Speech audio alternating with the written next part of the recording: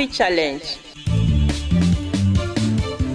le magazine de l'entrepreneuriat agricole et du développement durable. La Banque agricole du Niger, Bagri, sponsor officiel d'AgriChallenge. Bagri, nous œuvrons pour votre autonomie. Chers téléspectateurs, bonsoir et bienvenue dans ce 30e numéro d'AgriChallenge, le magazine de l'entrepreneuriat agricole et du développement durable. Nous débutons ce numéro d'AgriChallenge avec la rubrique reportage dans laquelle nous vous ferons un bilan du financement agricole par la Banque agricole du Niger, Bagri. La Bagri est l'un des leaders dans le financement agricole au Niger. L'année 2019 a été riche en matière de partenariat et de financement agricole pour cette institution. Dans ce numéro, vous aurez un bilan des projets agricoles et les filières les plus porteuses financés en 2019 par la Banque agricole du Niger. Nous continuerons toujours avec le volet reportage et cette fois-ci, nous vous amènerons au cœur du village de Sadoré pour découvrir la banque de jeunes régionale mise en place par l'Institut international de recherche sur les cultures des zones tropicales, semi-arides et grisates. La banque des jeunes intervient dans la conservation génétique et appuie également la formation des jeunes étudiants et autres acteurs de la chaîne de valeur sémencière. Toujours dans la même rubrique, nous ferons un focus sur Nigerian Shop, une boutique exclusivement destinée à la vente et à la promotion des produits made in Niger. L'objectif pour la promotrice est de contribuer à la valorisation des produits agricoles tout en permettant à la population de consommer le made in Niger. Et pour finir ce numéro d'AgriChallenge, nous vous amènerons dans les coulisses de la présentation du rapport sur l'indice de la faim dans le monde tenu le 4 février 2020 à Niamey, organisé par l'ONG World Hunger Inf. Restez avec nous, chers téléspectateurs, pour suivre les détails de nos différentes rubriques. A tout de suite.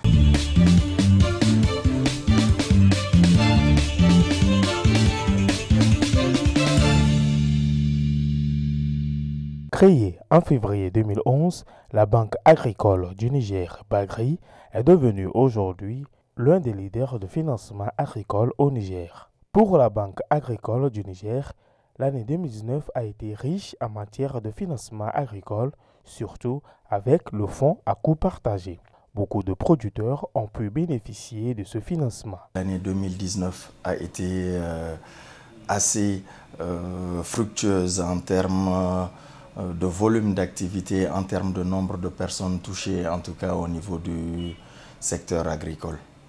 Donc en ce sens que nous avions pu élargir notre horizon d'activité de 5 régions pour passer à 6 voire 7 régions au niveau du Niger dans le cadre du financement du secteur. Au cours de l'année 2019, nous avions pu prendre en charge les besoins de 2643 producteurs, dont 2400 producteurs dans le modèle de financement que nous prenons, qui est celui du financement à coût partagé. En 2019, nous avions pu avoir un volume global d'activité de 5 milliards 722 millions en globalité, dont 2 milliards 600 dans le domaine du coût partagé.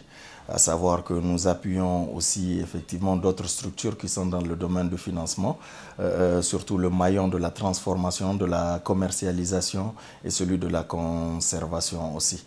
Donc cela nous permet d'accompagner au fait les différents maillons des chaînes de valeur agricole que nous accompagnons. L'année 2019 a été également riche en matière de partenariat sur le financement agricole pour la Bagri. Pour ce qui est du partenariat au niveau de la Banque agricole, nous avions connu aussi une évolution qui se justifie effectivement par les résultats de nos activités sur le terrain, qui plus est à amener beaucoup plus de partenaires à s'orienter vers nous dans le cadre de ce financement. Donc à cet effet, en 2019, nous avions vu l'arrivée de nouvelles conventions avec notre partenaire traditionnel qui est la coopération luxembourgeoise, qui nous a permis d'aller vers les régions telles que Agadez, telles que Zender, à travers la fixation à travers la mise en place au fait de jeunes producteurs ou plutôt de jeunes transformateurs, de jeunes qui sont ancrés dans le métier de l'agriculture à leur installation après les formations qui leur sont fournies par le FAFPA. En 2019, la Bagri a mis en œuvre des stratégies de financement du secteur agricole. Ces stratégies ont permis à la Bagri de former des jeunes dans le domaine agricole, et cela dans les différentes régions du Niger. La rétrospective au cours de l'année 2019 de la Bagri est marquée beaucoup plus par le développement de volume d'activité à travers le financement et aussi par rapport à l'implémentation des stratégies et procédures que nous avions développées pour pouvoir mieux approcher, financer le secteur. Et en ce sens que ces différentes stratégies ont été assez concluantes, qu'à la date d'aujourd'hui, en tout cas, nous sommes à mesure de dire que nous pouvions assurer la réplicabilité de cette approche au niveau de toutes les régions du Niger à travers le dispositif, en tout cas, développé. En ce sens, je m'en vais vous donner un exemple, celui de la région de Dosso, où nous avions pu installer effectivement plus de 1500 jeunes formés effectivement dans le domaine de la petite irrigation qui disposent de certificats de ces formations-là et qui sont à même de gérer, de développer et de mettre en valeur en tout cas des exploitations agricoles. Et cette approche nous vaut un accompagnement annuel de 2 milliards par région pour pouvoir installer les 1500 jeunes. Et c'est vous dire aujourd'hui qu'au niveau de la Bagri, nous sommes en mesure effectivement de répliquer cette approche chaque année. Les filières porteuses les plus financées en 2019 par la Bagri sont la culture de l'oignon et de la pomme de terre dans le domaine de l'irrigation, ajoutée à la culture du mil et de l'arachide dans le domaine des céréaliers. Nous avions des niches telles que la pisciculture qui nous donne satisfaction, l'aviculture aussi, qui sont des niches en tout cas sur lesquelles nous accordons beaucoup d'attention et qui nous donnent satisfaction à la date d'aujourd'hui. Pour les filières porteuses, pour l'irrigation, comme je l'avais annoncé un peu plus tôt, nous pouvions la statuer à 2,6 milliards pour l'irrigation. Pour la production et la commercialisation céréalière, nous allons aussi dans les 1,5 milliard et le restant des 5 milliards 722 000 ont été orientés vers la production animale. Dans ces perspectives, la Bagri envisage d'utiliser les nouvelles technologies pour faciliter la vie aux producteurs agricoles. Elle tiendra également compte de l'approche agriculture intelligente face au climat dans le financement du secteur agricole. En 2020, les perspectives. Ah oui, nous voyons large. Nous voyons large effectivement pour 2020, en ce sens qu'à la date d'aujourd'hui, quand même, nous avions pu, face aux différentes difficultés annoncées, concerter l'ensemble des acteurs intervenants, que ce soit pour la formation, que ce soit pour la vie associative, que ce soit pour la gestion financière des exploitations, que ce soit dans le domaine de la conservation et de la commercialisation. Nous avions concerté en tout cas l'ensemble des acteurs afin d'accorder nos violons sur l'approche qui sera faite. Il nous sied aujourd'hui de rappeler que dans nos actions de mobilisation de ressources, nous avions pu valider un projet au niveau du Fonds vert climat en partenariat avec le FIDA de 11,5 millions d'euros qui va nous permettre d'intervenir dans les régions du Niger à travers une approche de financement à coût partagé intégrant cette fois-ci l'agriculture intelligente face au changement climatique. Et pour cette agriculture intelligente face au changement climatique, il faudrait un accompagnement technique. En novembre 2019, la Bagri est devenue la première banque de l'espace UEMOA à accéder au Fonds vert pour le climat. La Bagri s'organise déjà avec l'ensemble de ses partenaires de façon à mettre un processus qui permet d'aller au plus profond du Niger. L'objectif est de toucher tous les agriculteurs de différentes exploitations afin de leur permettre d'accéder au financement.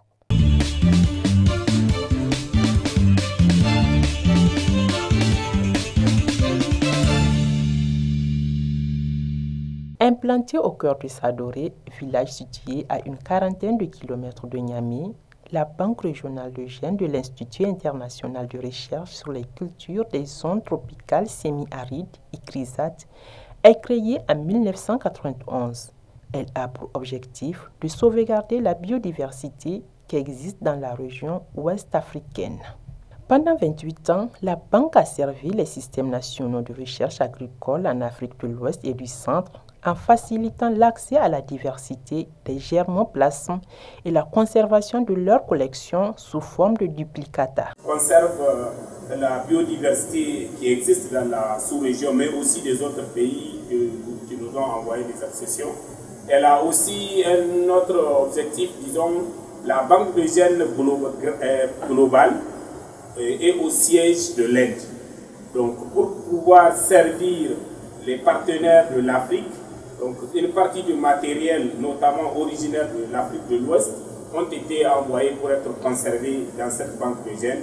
Pourquoi? Parce que, deux fois, en termes de temps et de procédures administratives, une personne de l'Afrique de l'Ouest qui sollicite des graines, s'il fait la demande en Inde, ça fait prendre du temps. Donc, raison pour laquelle on a créé cette banque de gènes afin de servir rapidement tout celui qui sollicite les graines de cette banque de gènes. À la date du 31 janvier 2020, cette institution conserve 43 963 accessions de 4 cultures mandats de l'ICRISAT, à savoir le mil, l'arachide, le sorgho et le pois d'Angola. Ces accessions sont réparties comme suivant: 11 349 accessions d'arachide, 21 736 accessions du mil, 10 673 accessions du sorgho et 205 accessions de pois d'Angola.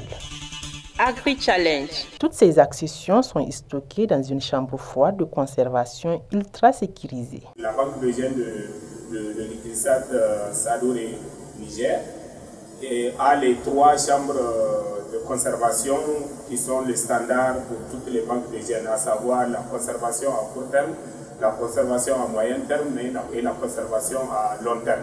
Donc l'objectif principal de conserver ce matériel, c'est effectivement pour qu'à chaque fois qu'il y ait besoin de régénération, qu'il y ait besoin de faire des croisements ou bien des semences, ou certains pays qui ont perdu leur matériel génétique et qui sont conservés ici, ils font la demande et on leur rapatrie leur matériel afin que justement ils reconstituent le stock qu'ils avaient perdu. Dans la chaîne de valeur sémencière de la Banque régionale de gènes de l'ICRISAT, un champ d'expérimentation assure la génération des accessions. Nous sommes présentement dans la parcelle de régénération d'arachide de la Banque des gènes où 444 accessions sont mises en culture.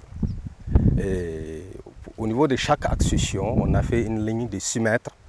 Et chaque plan est séparé de 10 cm pour avoir en moyenne 60 plants qui constituent le minimum pour maintenir l'intégrité génétique de l'accession. Donc tout d'abord, le choix de l'accession s'était fait sur la base de 2 critères essentiels.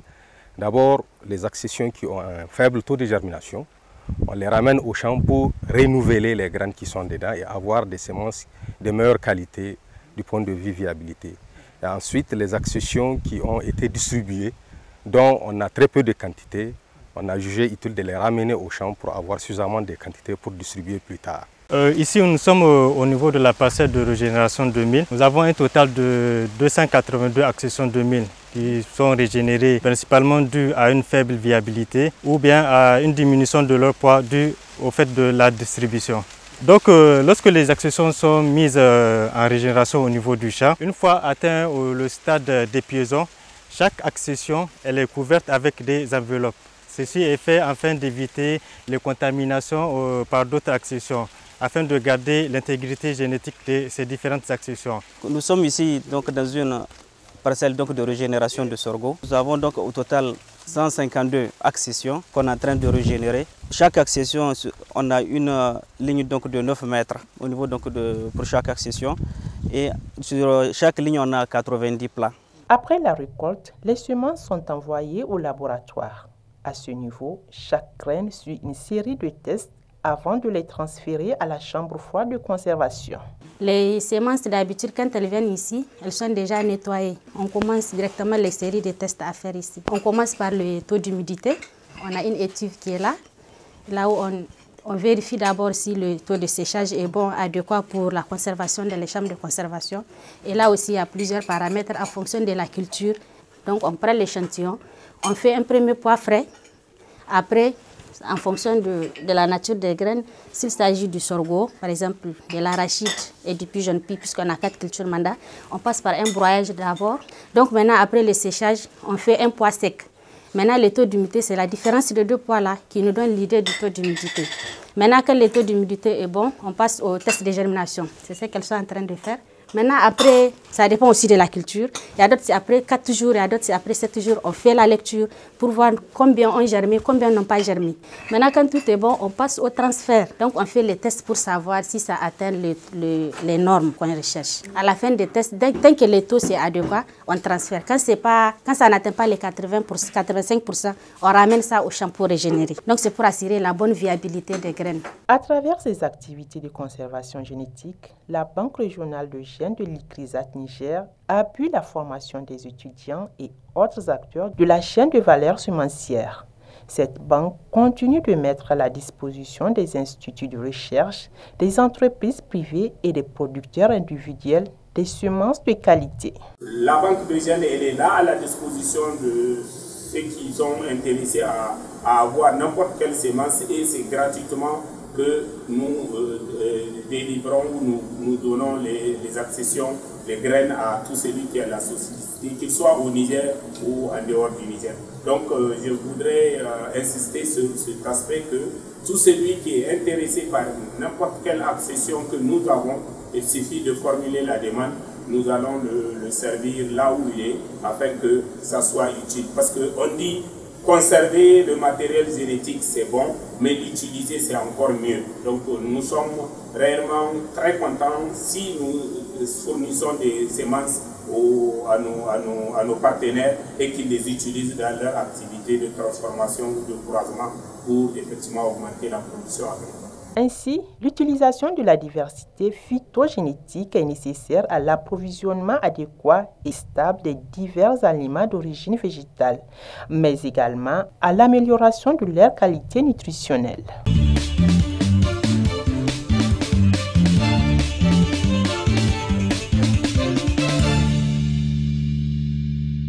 Contribuer au développement de l'entrepreneuriat agricole et de l'agrobusiness à travers la promotion de produits locaux made in Niger, tel est le pari de plusieurs jeunes Nigériens.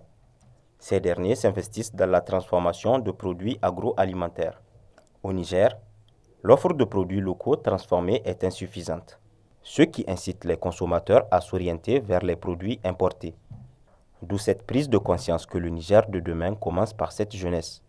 Ils ont compris la nécessité de se lancer dans la transformation de produits locaux en faisant consommer aux Nigériens les produits issus de leur terroir. Le secteur de la transformation joue un rôle prépondérant dans la sécurité alimentaire. Conscient de son importance, le groupe Nigériel a ouvert une boutique, Nigériel Shop, exclusivement destinée à la vente et à la promotion de produits made in Niger. Nigériel Shop, c'est en fait une boutique de vente de produits locaux transformés par des jeunes femmes entrepreneurs, la majorité celles que nous accompagnons. Donc l'objectif visé en fait, c'est de faire la promotion de ces produits locaux-là, montrer à la population nigérienne qu'il y a des produits qui sont fabriqués, qui sont made in Niger et qui doivent être consommés par la population nigérienne. Et la création en fait de Nigériel Shop, c'est en réalité la concrétisation de toutes les actions qu'on a eu à mener depuis la création de Nigériel en 2007, notamment l'organisation du Salon national de l'entrepreneuriat féminin, qui regroupe des centaines de femmes entrepreneurs qui viennent exposer leurs produits. Donc après ces salons, on a remarqué que ces femmes n'arrivent pas à bien écouler leurs produits. Donc l'idée, c'est de créer un cadre où on va valoriser ces produits et dire à la population nigérienne que désormais vous avez un endroit qui est dédié à ces produits où vous pouvez venir acheter ces produits et les consommer. La valorisation des produits agricoles permet à la population de consommer le made in Niger, mais aussi d'exporter certains produits dans la sous-région, voire à l'international. La consommation des produits made in Niger est un peu timide. Parce que les gens se disent que certainement que les produits qui sont fabriqués au Niger, il y a peut-être des défauts ou bien ça peut ne pas paraître bon. Mais la surprise, la belle surprise, c'est que les gens qui le consomment reviennent et en demandent. Donc ça veut dire que les produits sont transformés par les Nigériens en général, sont de bonne qualité.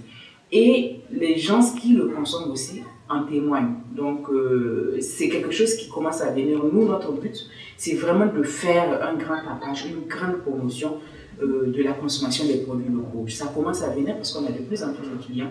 Et grâce à la force de communication, non seulement sur les réseaux sociaux, mais aussi grâce aux médias, c'est quelque chose qui est en train d'arriver. Et je pense que c'est vraiment quelque chose qui a de l'avenir. Donc j'incite vraiment tout le monde, que ce soit les entrepreneurs ou bien la population qui les consomme, de vraiment mettre tout en œuvre pour que la consommation des produits locaux soit vraiment effective et que les produits locaux nigériens soient présents partout au Niger et aussi dans la sous-région. La créativité et l'innovation sont au cœur de l'entrepreneuriat féminin au Niger. Depuis un certain temps, les femmes ont compris la nécessité pour elles d'entreprendre afin de créer de la richesse et contribuer au développement économique du pays. Nutrésat, c'est une entreprise de transformation agroalimentaire spécialisée dans la production de tisane à base de moringa et kékéiba. Nous devons faire valoriser nos produits locaux et nous devons les consommer parce que nous sommes, en les consommant, nous sommes sûrs de ce que nous sommes en train de consommer. Et c'est nous-mêmes qui le faisons, donc ce sont nos réalités, ce sont nos produits. Nomad, c'est une entreprise de transformation agroalimentaire. Nous sommes notamment dans la production des jus et yaourts et de la farine enfantine, de la tomate concentrée, des thés et épices. C'est notre dernière innovation comme ça. C'est du sel assaisonné avec du céleri, de l'ail et du poivre. C'est notre dernière innovation comme ça pour aider les gens à ne pas manger les arômes chimiques. Unita est une entreprise spécialisée dans la transformation des céréales telles que le mil, le sorgho, le riz, le maïs, en produits tels que le couscous de sorgho, le couscous de riz, le dégué de sorgho, le dégué de riz, le lactose de sorgho, le lactose de riz. Et aussi les jus instantanés à base de gingembre, bissap et le singe. Le secteur de la transformation locale offre un potentiel important, jouant du coup un rôle dans la gestion de la sécurité alimentaire. On a un grand défi ici qui est l'industrialisation. Donc les femmes font la transformation de manière vraiment artisanale. Donc, du coup, elles n'arrivent pas à produire en quantité. Parce que des fois même, on est en rupture. Déjà, on se retrouve parfois en rupture de certains produits, notamment des friandises, où on est obligé de dire à la femme, il faut fabriquer. Et elle prend 2 jours pour nous amener une toute petite quantité. Donc, il y a déjà ce défi-là. La force par laquelle on est en train de faire la communication de ces produits locaux ne correspond pas à la force, à la capacité de production des femmes. Donc c'est vraiment quelque chose qu'il faut rapidement résoudre, au moins se mettre à la disposition de ces femmes transformatrices, des machines qui leur permettraient de produire en grande quantité. De la production à la transformation en passant par la valorisation des produits agroalimentaires, les femmes s'y mettent. Ces promotrices peuvent créer davantage de l'emploi et de la richesse si elles sont soutenues, surtout en décidant de consommer leurs produits, le Made in Niger. La transformation des produits locaux facilite une bonne utilisation et rend plus accessibles nos produits sur les marchés. Agri-Challenge. Mardi 4 février 2020, s'est tenue à Niamey la cérémonie de présentation du rapport sur l'indice de la faim dans le monde, Global Hunger Index, GIH. Organisée par l'ONG W2H, Welthungerhilfe, cette cérémonie a enregistré la présence de plusieurs personnalités, dont entre autres des membres du gouvernement nigérien, des cadres centraux, des institutions nationales et internationales, des ONG, etc. L'objectif est de présenter le rapport sur l'indice de la faim. Le Niger est classé au 101e rang des 117 pays étudiés par l'indice global de la faim en 2019 avec un score de 32,2 qui le place dans la catégorie sérieuse. L'objectif de Ce travail-là, c'est de rappeler encore l'importance de la problématique de la faim dans le monde, de montrer les fluctuations qui ont lieu dans la mesure de l'indice de la faim, c'est-à-dire est-ce qu'il y a eu des aggravations ou est-ce qu'il y a eu réduction, d'essayer de comprendre pourquoi est-ce qu'il y a eu ces évolutions-là et ensemble de réfléchir à comment apporter des solutions adéquates et innovatives. Nous faisons aussi une chose chaque année, c'est que nous prenons un thème important d'actualité. Cette année, on a décidé que ce sera le changement climatique et notamment le lien entre le changement climatique et la faim dans le monde. La deuxième chose qui se fait chaque année, c'est une étude approfondie de 2 pays. Donc cette année, le choix était porté sur le Niger et Haïti. Ce 14e rapport sur l'indice de la faim propose une mesure multidimensionnelle de la faim au niveau national, régional et international. Les dernières données disponibles montrent que si les nations ont fait des progrès dans la réduction de la faim dans le monde depuis 2000, le chemin à parcourir est encore long. L'indice de la faim 2019 arrive à la conclusion encourageante que des progrès ont été faits dans la lutte mondiale contre la faim et la malnutrition. Cependant, pour de nombreuses régions du monde, et chacune d'entre elles est de trop, la situation alimentaire reste grave ou même pire. En ce qui concerne le Niger, l'un des pays ciblés par l'indice de la faim 2019, l'étude constate une évolution très positive. En fait, le Niger est l'un des pays ayant réduit de manière significative la faim en Afrique et dans le monde. Alors que la situation alimentaire dans le pays était encore extrêmement alarmante en 2000, le Niger a amélioré son classement de plus de 20 points jusqu'au présent. Parmi les 117 pays étudiés par le Global Hunger Index, les niveaux de faim sont encore graves ou alarmants dans 47 pays et extrêmement alarmants dans un pays, la République centrafricaine. Cette année, le rapport met l'accent sur le changement climatique qui constitue une menace croissante pour les personnes vulnérables qui souffrent de la faim dans le monde et qui nécessitent une action immédiate. Nous mesurons l'indice de la faim sur la base de 3 dimensions. La première dimension étant l'apport alimentaire inadéquat.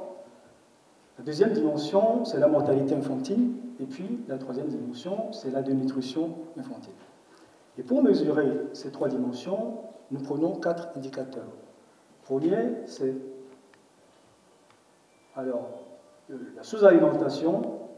Deuxième, c'est le taux de mortalité des enfants de moins de 5 ans. Ensuite, le retard de croissance et l'émaciation. Si nous voyons le score mondial de la faim, la bonne nouvelle, c'est que la faim a baissé partout dans le monde. De 29 en 2000, on a un score de 20 en 2019. Pareil, si nous prenons l'Afrique subsaharienne, on a également une baisse intéressante de tous les indicateurs, que ce soit le taux de mortalité infantile, la prévention de l'émaciation infantile, la prévalence du retard de croissance infantile, de même que la proportion des personnes sous-alimentées.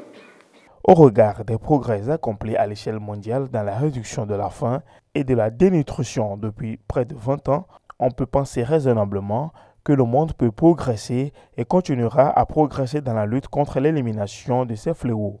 Cependant, les raisons de s'inquiéter sont nombreuses. Le nombre de personnes sous-alimentées dans le monde augmente. Trop de pays sont en proie à des conflits violents qui ont fait montrer leur niveau d'insécurité alimentaire de façon brutale. Les phénomènes météorologiques extrêmes mettent en péril la production et la sécurité alimentaire et sont voués à augmenter en nombre et en gravité avec le changement climatique. Il faudra l'ingéniosité, le dévouement et la persévérance de toute l'humanité pour atteindre collectivement l'objectif faim zéro dans le monde d'ici 2030, initié par les Nations Unies, tout en relevant les défis inédits que représente le changement climatique. Agri-Challenge.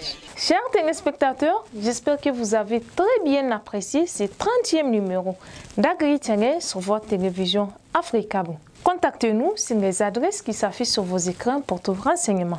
Merci de nous avoir suivis. Au revoir. La Banque agricole du Niger, Bagri, sponsor officiel d'Agri-Challenge. Bagri, nous œuvrons pour votre autonomie.